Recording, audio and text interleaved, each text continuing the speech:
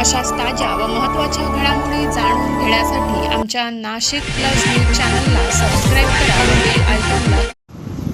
मालेगाव श्री झांजेश्वर महादेव मंदिर येथे रंगला भजन संध्या कार्यक्रम.